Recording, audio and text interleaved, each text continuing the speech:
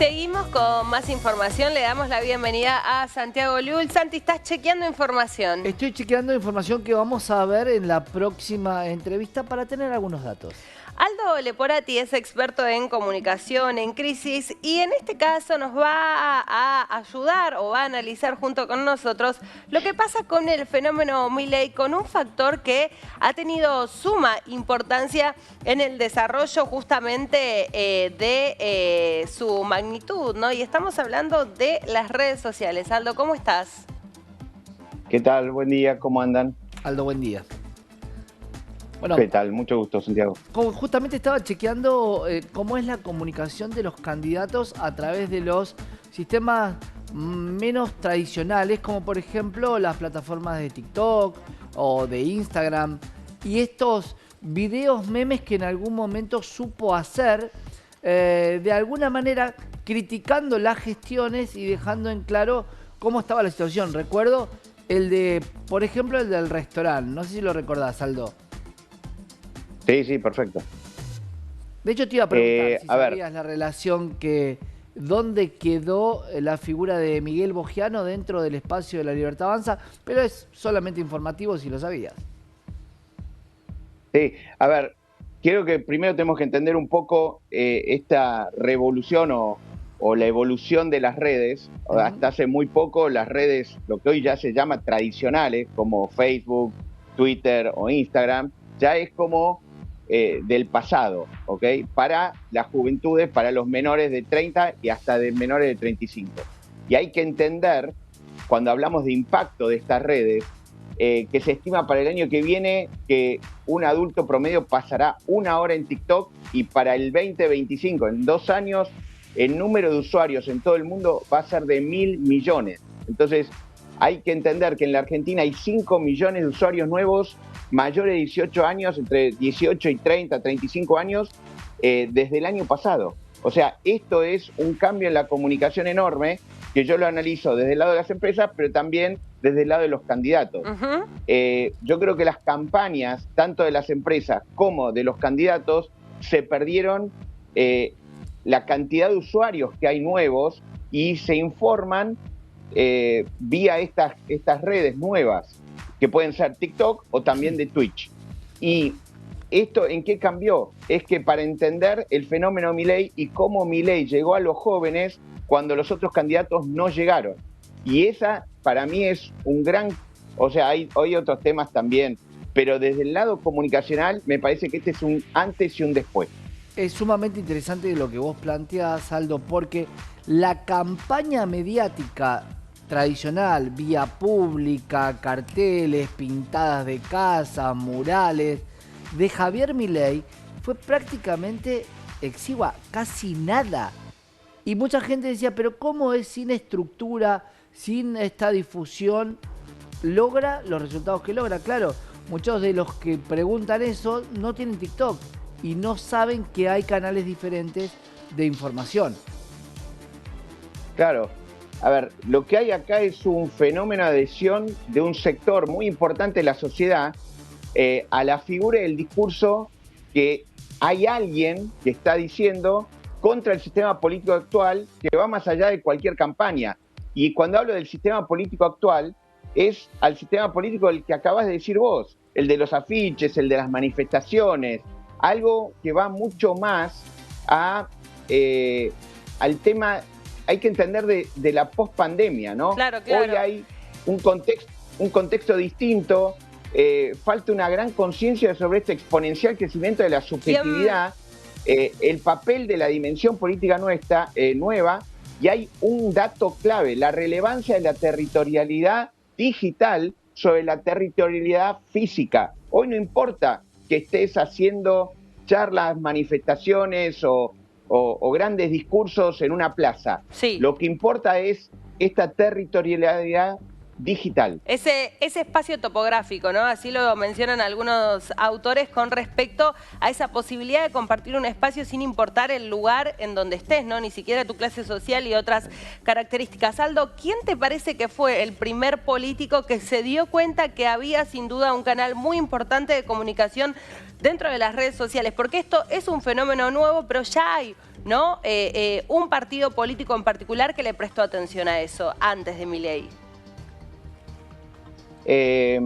A ver, no soy un experto en análisis político ni comunicación, yo me dedico a la comunicación de las empresas, pero yo estoy analizando el tema Milei en esto. Yo creo que hubo otros que lo fueron intentando, pero acá hay algo que Milei cambió, que estos usuarios de TikTok, de las redes, lo ven como auténtico y a otros no. O sea, claro.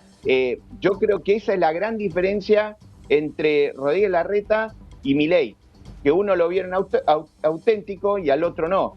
Y creo que hay un dato que es importantísimo para analizar esto, que es un informe que se publicó en una investigación de la revista The Atlantic en Estados Unidos, donde dice que el Centro de Control y Prevención de Enfermedades, y que analiza por qué los jóvenes del 2010 que aparecieron en las redes aumentó la depresión de adolescentes e intentos de suicidio, ven y experimentan en este tipo nuevo de redes algo que no experimentaban antes, y cuando analizamos esta depresión es del 28% desde el 2011 al 42% de este sentimiento persistente de tristeza y desesperanza que tienen los jóvenes. Claro. Y TikTok viene a cambiar eso y a cubrir algo que no cubrían las otras redes, que es esto de alegría, entretenimiento, y hoy es importantísimo algo que es la edición. Uno puede sacar en una edición, Milei hace una entrevista en televisión y él sabe perfectamente que tiene que dejar 20 segundos con algo impactante para que eso lo editen y lo suban a TikTok. Él lo tiene bien claro, que es la generación de contenido. Y es justamente, bueno, una de las, lo caracteriza muchas veces a Milei como un líder carismático, ¿no? Por toda su elocuencia, sus características y demás. ¿Qué relación ves en eso con, en particular, el contenido, ¿no? De TikTok que vos nos mencionabas y el tipo de perfil de usuario, ¿no? Pareciera que encaja perfectamente en esa plataforma también, esa característica personal que él tiene y cómo lo diagrama en su discurso. Sí, a ver, Milei encajó perfecto. TikTok parece que nació para Milei, ¿ok? O para las características de Milei. A ver, TikTok tiene características, por ejemplo, interesantes. Tiene que ser algo interesante. Si no, en los primeros 3, 5 segundos yo directamente saco el contenido del video. Tiene que ser extremadamente entretenido. Si no, yo lo corto. Tiene que ser visualmente cautivador, algo que me llama la atención. Milei con su pelo, con su energía, con su tono. También parte humorístico hay que sumarle. Y tiene que ser algo clave, que es oportuno. Para hacer este contenido de TikToks hay que monitorear en tiempo real los temas que a la gente y a la sociedad le interesan. Si hoy están hablando, no sé, de los perros azules, bueno, tiene que haber un TikTok hablando de los perros azules en las primeras 2, 3, 5 horas, y tiene que ser ya. Entonces, esto de planificar, hacerlo lento todo, bueno, eso es lo claro, que no va. Eso no va. Y esa frescura es lo que Milei se diferencia del resto. Sí, y esa frescura que incluso la hace parte en su discurso, hablando también y ya sí haciendo un análisis político de también lo nuevo, ¿no? Dentro del sistema político. ¿Te parece que incluso hubo un cambio en relación a la comunicación política después de ver los resultados, ¿no? En definitiva, que tiene, por ejemplo, Javier Milei con las millones de visualizaciones. Santi, vos ahí estás viendo los videos. Decinos algún número, por ejemplo, de las visualizaciones. 8 millones de me gusta, un usuario con 1,4 millones de seguidores. Es un montón. Pero si vas a la última, donde dice vamos a ganar en primera vuelta, tenés 1,2 millones de me gusta. Por supuesto que no todos se trasladan a votos, pero sí todos se trasladan a que alguien lo vio, aunque sea un segundo, pero alguien lo vio. Y 8 millones de personas vieron a Javier Milei en uno de los videos que habla sobre por qué sube el dólar hace un tiempo. Pero 8 millones de personas. ¿Qué llega a eso, Aldo, hoy? Ni siquiera la televisión, salvo un programa prime time y de muchísimo rating. Ni siquiera, sí. Sí, a ver, ¿en qué cambió la última campaña con respecto a esta? Y vos, Santiago, das números claves.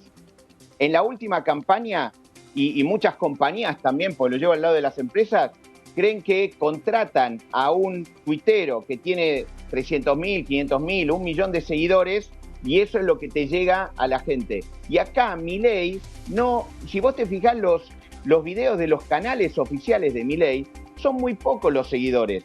O sea, las vistas son 10.000, pero claro, él llega de repente a 1 millón y vos decís, ¿cómo? Y entonces lo que hace él es que estos contenidos originales son tiktokeables. Esa es una nueva palabra, tiktokeables. Claro, y ahí, entonces, Aldo, y te quiero dejar en Twitter vos... En Twitter vos podés tener un creador de 1 millón o incluso 100.000, como decía yo recién, para ayudar a una marca a conectarse con una audiencia relevante. Y acá lo que importa es la viralización y la multiplicación. Estos 10.000 que ven en Milei, en páginas oficiales, esto lo multiplican tantas veces que ahí te llega a lo que vos decís, a 1 millón, a 10 millones. Ese es el tema. Y un potencial... Y eso lo tenés que buscar algo fresco y entretenido. Claro. Y un potencial que le da a también los que se van incorporando a estos espacios políticos, cuando vos veías que tenía 20 me gusta, 200 me gusta, y ahora ves que tiene interacciones por 50.000. Y no pasó nada, no es que postea más ni menos, sino que está unido a esta red de todo lo que tenga que ver con Javier Milei, aunque sea una persona desconocida para los medios.